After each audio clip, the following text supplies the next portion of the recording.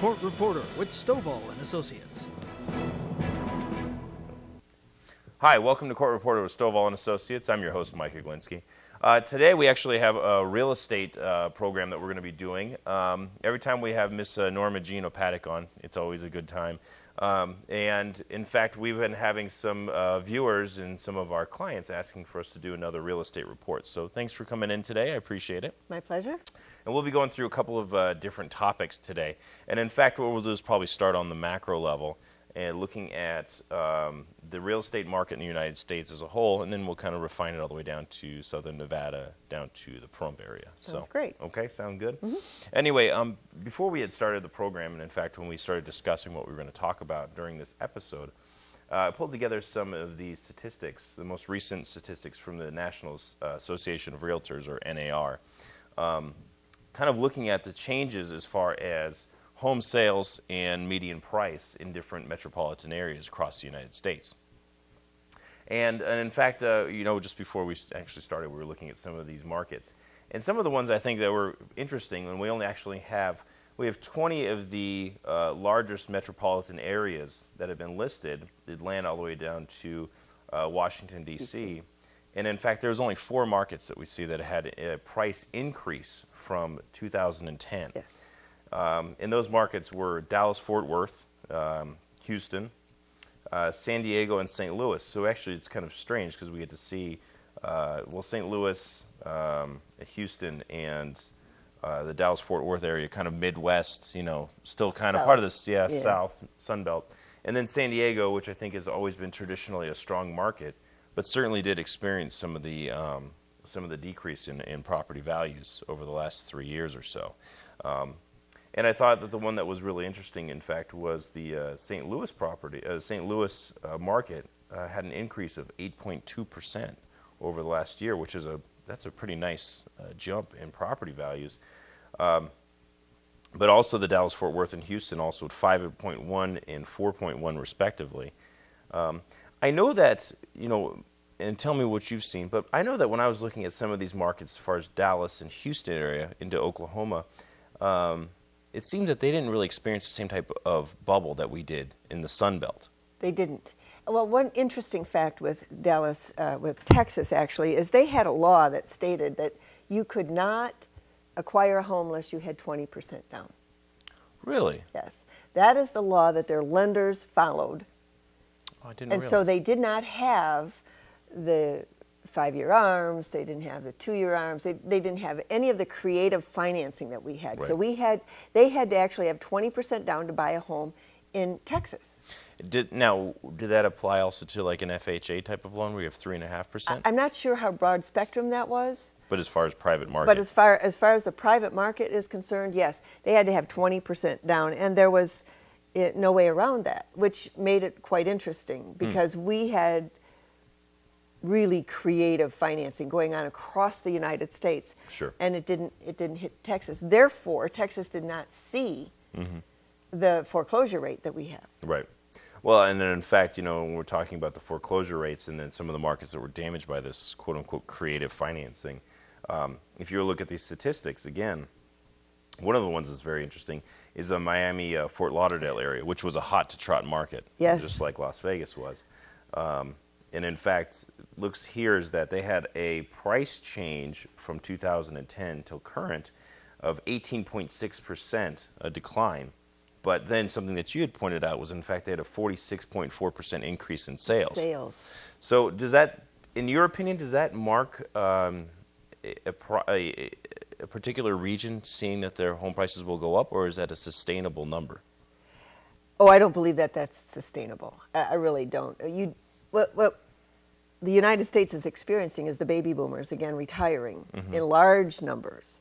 And where are they going to retire but to the south, to the sun, to the great weather? They've had X amount of years of the bad weather, and now they're looking for good in their sunset, quote-unquote, years. Right. So they go to these Sunbelt areas, and they have, if they've done things properly, they've got the cash. And right now, cash is king. We'll talk later, but cash is king right now. And so they've got the cash to go and purchase their retirement home in these types of cities, of which we are one. You know, we are an area that is well sought after by the baby boomers. Oh, absolutely. Well, and then, that kind of brings me to what I was looking at as far as the national median home prices in January 2011, which are the latest statistics I have available.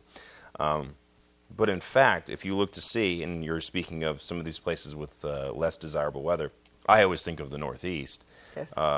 Still the median home price there is a little over $230,000. Whereas if you compare it to the Midwest at $122,000, South at $134,000.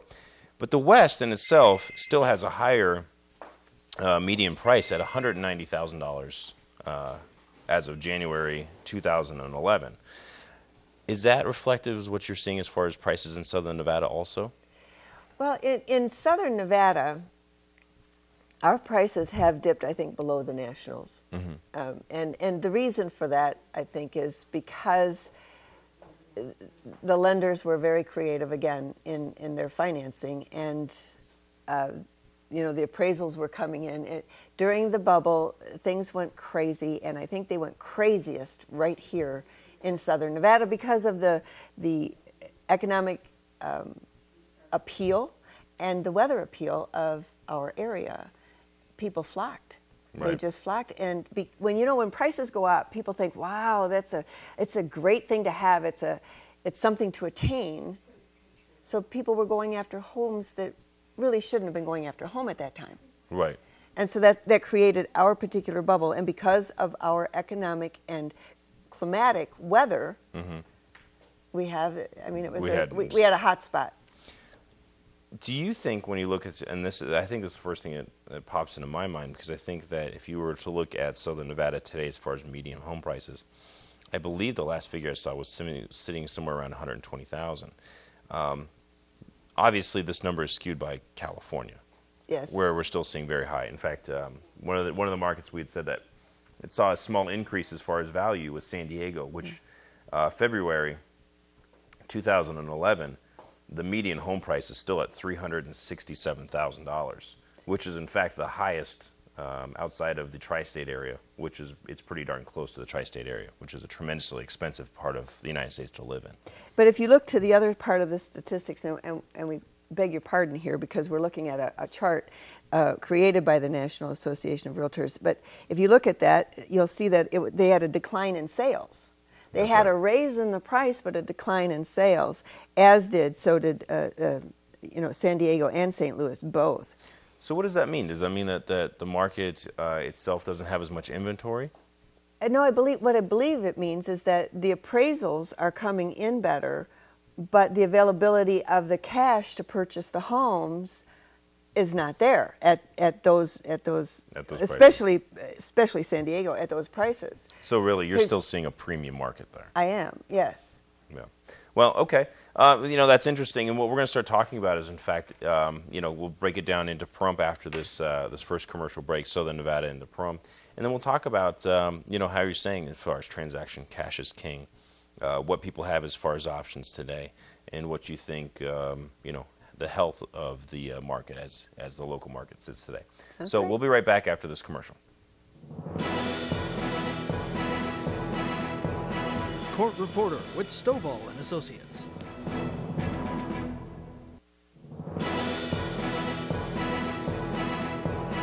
Court reporter with Stovall and Associates.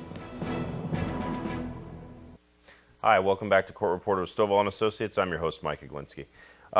Today, our segment, again, we have Norma and Opatik from Action Realty, and in fact, we're going through, what we're trying to do is basically do a monthly or maybe quarterly real estate update. And so, before the commercial break, we were talking about some of the national statistics as far as median home prices compared to the West, Midwest, South, and Northeast areas.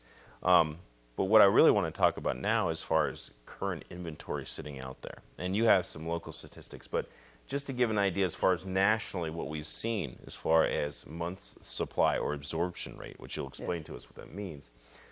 We've actually seen an increase in the last year of 2.4% as far as markets are existing homes that are for sale in the markets nationally. And actually from last month, an increase of 14.7%, which is a tremendous uptick. So explain to us, as far as in the real estate market, absorption rate, monthly supply, what does this mean as far as home prices and for people out there who might be looking to purchase a home? Well, what this means is the absorption rate is basically for the person who is putting their home on the market. Right now, we have 342 properties available, or that was as of last night, 342 properties available in our Pahrump market right now. Mm-hmm. At the rate that they're selling, which was 68 units were sold last month, at that rate, it'll take you 5 months to sell the 342 properties we have on the market right now. That's the absorption rate. So when you put your property on the market, it takes about 5 months. Now, there are some that'll sell within a month. Mm-hmm. I sold one that was on the market for just 2 or 3 days. But that is not the norm. Right. So we have, of the 342 properties that are on the market right now, 179 of them are traditional resale market. 79 are short sales, and 91 are foreclosed properties. So combining all those together, we get 342. 68 sold last month. At that rate, it'd take us 5 months to sell our inventory out. Now, the inventory influx that you saw of the 14.7% was the tsunami that we were told was coming. We're told another tsunami is on its way of foreclosures. So this shadow inventory. That shadow inventory that is so evasive, and really the banks don't have any idea what they're going to do with them. Just for the viewer's point, somebody who doesn't follow the real estate markets, shadow inventory, if you could explain to people exactly what we're talking about and why, in fact, if a bank had a property and the ability to sell it, why they wouldn't immediately. Well, they wouldn't, because they're trying to get the most for their money. Mm-hmm.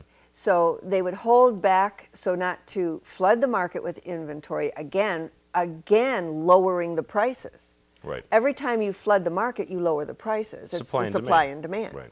So when they're holding back a portion of it and they're trying not to foreclose as quickly as they had in the past, so as to stagger the foreclosures. Are the foreclosures still happening? Absolutely. Mm-hmm. And will they continue to? Yes. But they're not going to flood our market with it, and to all that, we have one collective sigh of relief. Do we have any ideas, and I really don't know this, do you have any gauge as to if foreclosures, the number of foreclosures happening has increased or decreased in the last year or so? A year ago, we had 800 properties on the market. Okay. At one given time. And at 700, 600, those were the normals. To see 342 is a good indication that they're going to stagger these foreclosures enough so as not to reduce our market any further. I don't know how much lower our market can go and survive. So there's really no way for us to gauge whether, in fact, if the shadow inventory is increasing or decreasing. No. Because they really have the ability to control the market through how they introduce inventory for sale. Right. Is that correct? That's correct. Now, you can get a hold of certain title companies and find out, how many foreclosures have hit, that month or whatever. But for the average person, they don't tend to do that. And really, does it matter to the average person? Not so much, as long as the lenders are not flooding our market again. Once we see them flood our market, 14% is a lot. Is a lot. Yeah, that's a huge increase. And so if they continue to do it along those lines, we could end up in trouble for the next 5 years. Now, it looks to me, when I'm started looking through some of these statistics through 2010, and this is something I'm not 100% sure of, and I want you to comment on, is in fact that July, August, September, October, November, are those stronger months as far as people purchasing homes? Because it seems that, in fact, their months' supply go up during that time. Well, there is in markets where we have traditionally 9-month schools. Mm-hmm. They want to buy in the summer to change their children over to the school. So the summer months really are the strongest buying months. They are for families. Right. Now, if you talk to people that don't have families, they would no more move here in June, July, August, or September than the man in the moon, because the heat is difficult. So people have a tendency to move out in the summer to other areas where they have better weather in the summer, say to the East Coast, and they have more inclination to move in if they have children.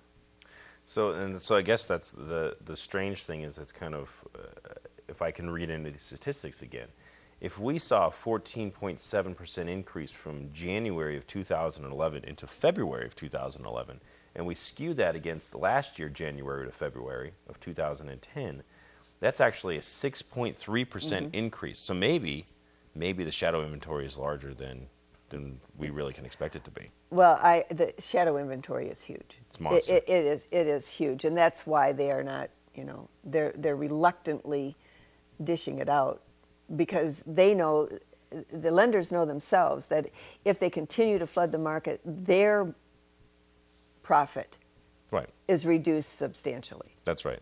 And then once the foreclosure happens and they write off that deficiency, then really they have to, I guess they have to figure out how high they can, what is their principal amount that they have to recover out of that property through sale. Well, and typically, see, what really happens is most of these loans are insured. They receive their insurance money on the properties. They also then have to sell the property, and for whatever they sell the property, most of that is profit. Right. So they really don't care to get the full amount that was owed on the property. That's why they can sell them at prices they are. Which in fact kind of leads us to our final segment when we come back from commercial, talking about the current state of short sales in Southern Nevada versus safe foreclosures versus a third, which would be a strategic default, which is another form of short sale. But that's something I think that a lot of people have a lot of interest in. Yes, they do. In fact, we'll take our second commercial break, and we'll be right back to talk about strategic default versus foreclosure and short sale. Be right back. Court Reporter with Stovall and Associates.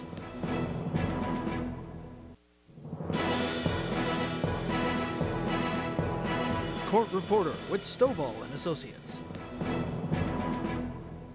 Hi, welcome back to Court Reporter with Stovall and Associates. I'm your host, Mike Iglinski. Tonight's guest is Norma Opatik. She's the broker and owner of Action Realty. And in fact, we're doing a real estate segment, kind of an update, our quarterly update here. So anyway, we had discussed median home prices as far as nationally and then the local markets. And then we also discussed current inventory in the last two segments. But what we're going to talk about now is the actual transactions, breaking it down to the personal level, what people are seeing today, what they can expect to do on the buyer and seller side. So one of the things I thought was interesting, again, was that you had mentioned that in Pahrump we have a little over 5 month supply as far as existing homes on the market. But you had also pulled up some more gritty statistics as far as traditional sales, which means that in fact they're on the market for the same or less money than the actual equity in the home, or I should say the same or more equity in the home, versus say distressed sales, which is an REO, foreclosed home, property-owned, bank-owned home, or a short sale, which is being offered to the market for less than the amount of money that's owed on that note. And in fact, what were those statistics you had pulled up for Pahrump? I thought they were pretty...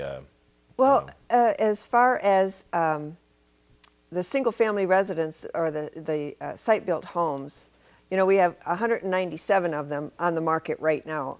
They range from $35,000 to $1 million. Wow. That's the price range. Manufactured home, we have 141 on the market right now, 14,900 to 400,000. And we have 3 condominiums and 2 townhomes, which people don't think about too much here. And what we're finding is that the short sales are 79 of the 342. 79 of them are short sales. Short sales, as you know, take traditionally longer than the 5 months to complete. Oh, absolutely. The other issue that comes in with a short sale is towards the end, what they can do is to foreclose. That's right.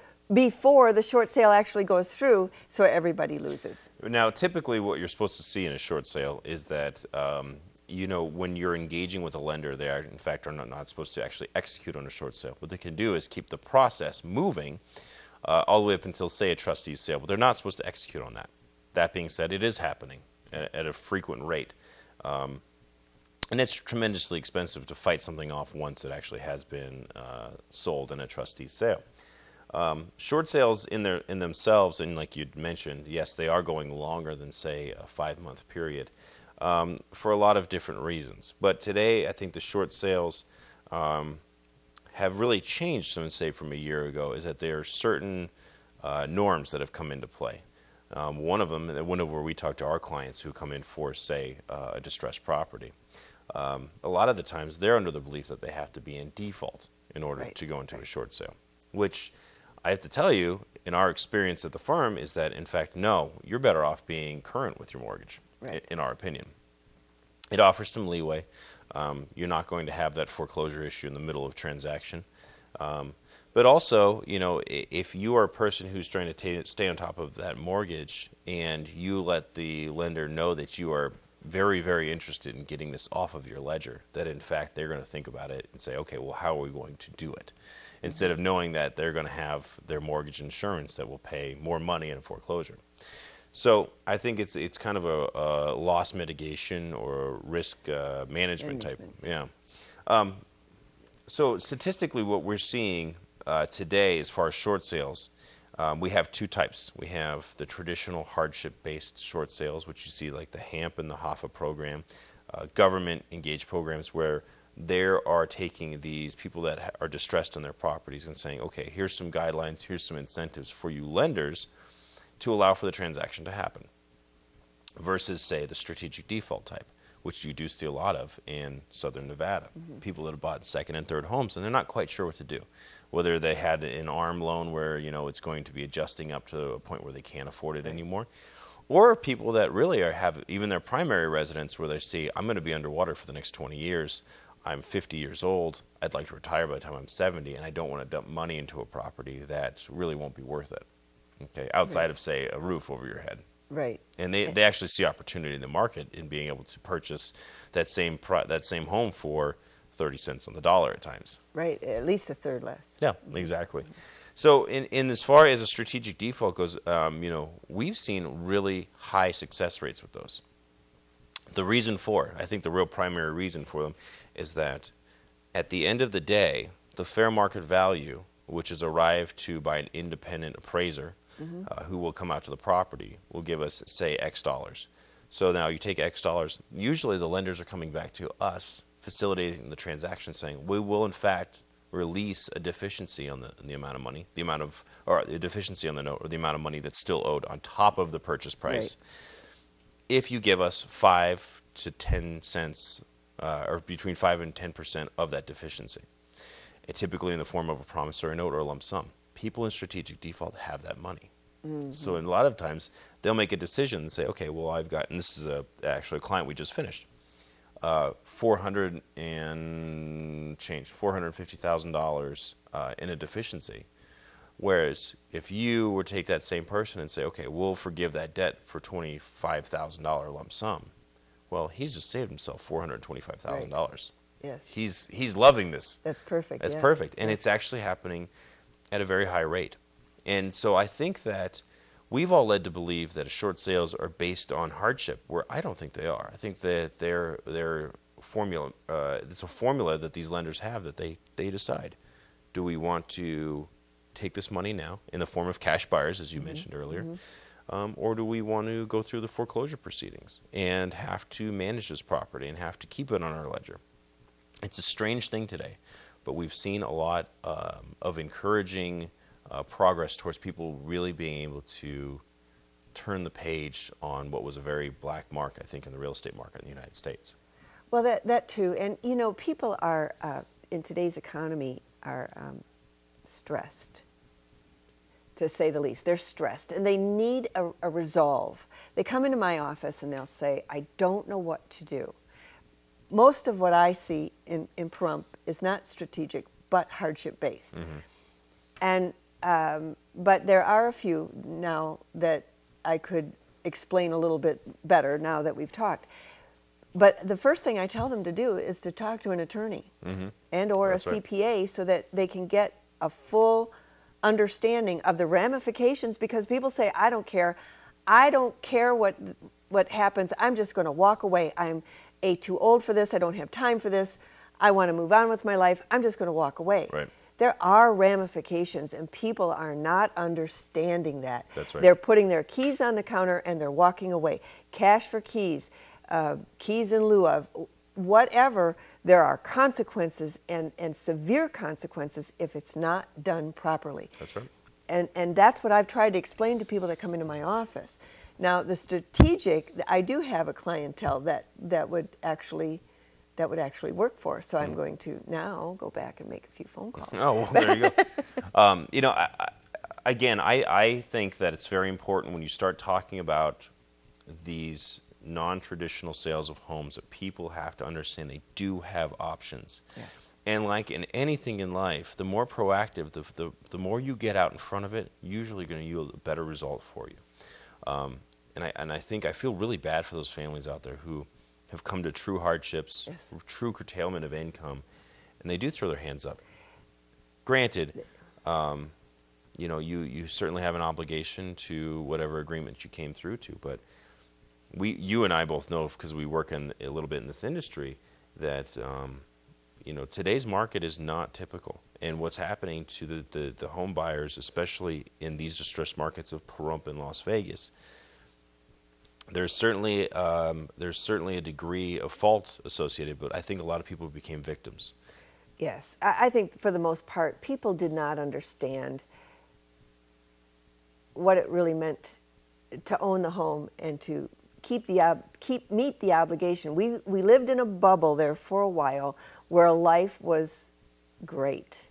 People were working, loans could be had, and people Drawing have credit lines out of the equity. credit lines. I mean, everybody had 12 credit cards, and they were all maxed. It was an absolutely crazy time, and now they're in the direct opposite. Right. You can't get a loan today unless you're extremely squeaky clean with a high credit score. I don't care what the lenders are telling you.